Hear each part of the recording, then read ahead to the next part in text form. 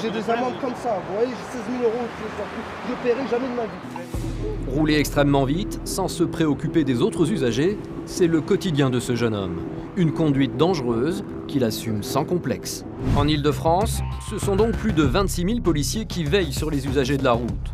Mais sur un des axes les plus empruntés de France, l'autoroute qui relie la capitale à la Normandie, ce sont les gendarmes qui jouent les anges gardiens. Et plus particulièrement, le peloton motorisé de Gaillon. Il y a beaucoup de monde, c'est un espace partagé qui est dangereux. Minuit, sur l'autoroute de Normandie, l'heure de tous les dangers. Fatigue, manque de visibilité, les infractions et les accidents se multiplient. Sur les autoroutes françaises, certains profitent du peu de circulation pour transformer le bitume en circuit automobile. Leur jaune, conduite dangereuse. Les gendarmes Franck et Charlotte viennent de recevoir un appel radio. Plusieurs usagers de la route se sont plaints d'une voiture de sport les doublant à toute vitesse. Le pilote vient de passer devant les gendarmes. Allez, là.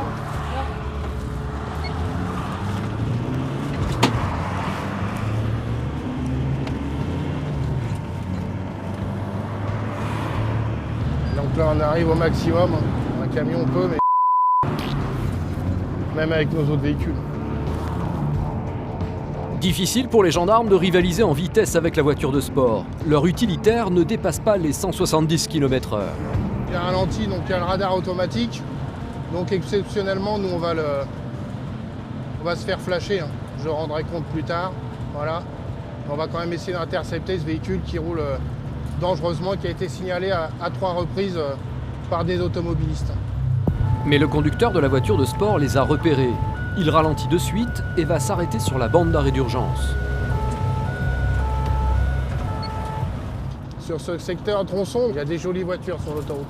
Deauville, Cabourg, il y a beaucoup de footballeurs, de stars, de chanteurs et autres gens fortunés qui vont sur Deauville et Trouville. Vous êtes signalé, monsieur, par des automobilistes comme roulant dangereusement. On a eu 2 appels. Donc vous allez me présenter votre permis de conduire, s'il vous plaît, la carte grise du véhicule, monsieur. Ça m'étonnerait. Quoi qu'il en soit, monsieur, on me signale une jaune, vous arrivez sur moi, je vous contrôle. Je conduis dangereusement. C'est ce qu'on m'a signalé maintenant, je vais juste effectuer un contrôle, monsieur. Vous devez peut-être rouler un peu vite pour les autres automobilistes, non? Un peu? Je fais beaucoup de bruit. Ouais, d'accord. Et donc, il suffit que j'accélère. Par exemple, dans la montée, quand j'accélère, je peux maintenir un 130 et ils ne peuvent pas. Et à ce moment-là, ça... Sans preuve de son excès de vitesse, aucun radar ne l'ayant flashé, impossible pour les gendarmes de le verbaliser. Bon, effectivement, au vu de la circulation dense, je pense que vous ne roulez pas vite. Peut-être que des changements de fil ou d'accord, ça fait peur. Ouais. Donc voilà, essayez de rester. Je vais rester. En plus, si elle fait du bruit, ça sert à rien d'inquiéter les gens. Je vous remercie Merci, beaucoup. Vous reprenez de la vitesse, tout est relatif, bien sûr. Oui. Sur la bande d'arrêt d'urgence avant de vous insérer. Un gendarme qui me dit allez, vous y allez, Non, foncez maintenant. j'ai dit moi prenez de la je dirais à vos vitesse. collègues, c'est vous. Ce soir, cet homme a profité du bénéfice du doute. Mais rares sont ceux qui passent entre les mailles du filet.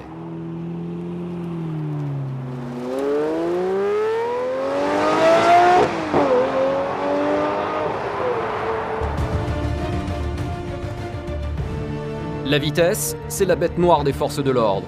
Chaque jour, 12 personnes perdent la vie sur les routes de France. Pour les gendarmes, lutter contre ces excès est une mission de tous les jours. Radar fixe, mobile ou même embarqué, tous les moyens sont bons pour stopper les chauffards. Aujourd'hui, les gendarmes ont installé un dispositif complet.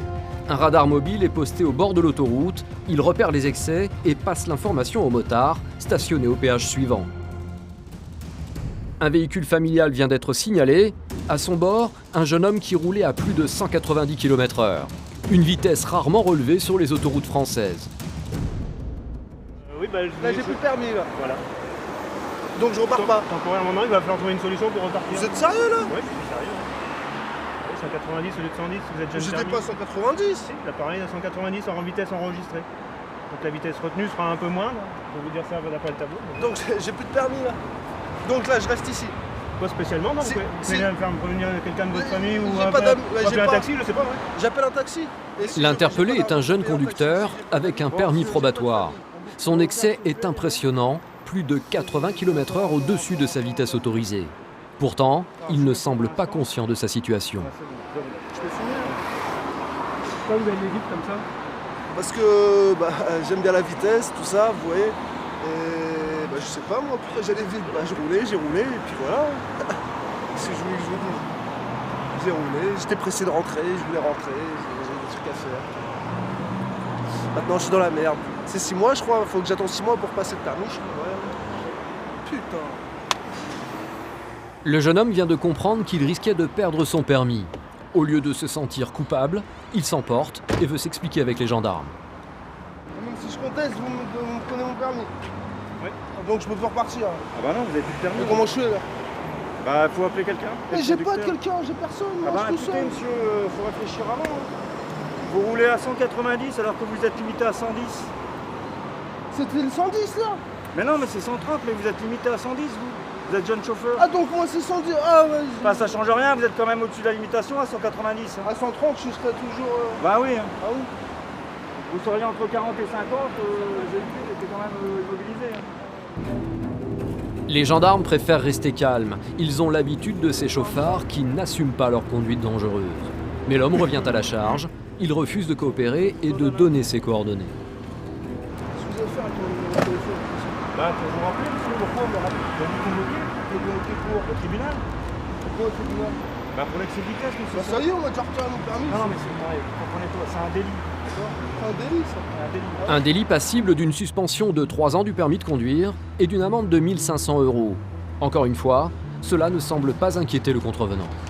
De toute façon là, je la paierai jamais là, l'amende. Mais c'est pour le tribunal, ils Oui, mais je la paierai jamais. Mais ça, c'est pas J'ai des amendes comme ça, vous voyez, j'ai 16 000 €, je paierai jamais de ma vie. Rouler extrêmement vite, sans se préoccuper des autres usagers, c'est le quotidien de ce jeune homme. Une conduite dangereuse qu'il assume sans complexe. Ouais. Je conduis tout le temps comme ça, alors vous savez. C'était pas aujourd'hui, ça t'aurait été demain, ou après-demain, ou dans un mois. Même à l'aller, j'ai vu un radar. J'étais à 170, 180. Mais on m'a pas attrapé, je sais pas.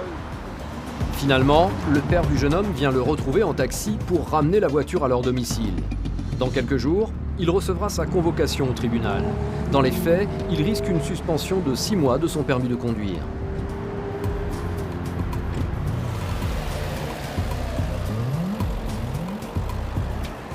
La vitesse n'est pas la seule responsable des accidents. L'inattention des conducteurs est elle aussi très souvent mise en cause.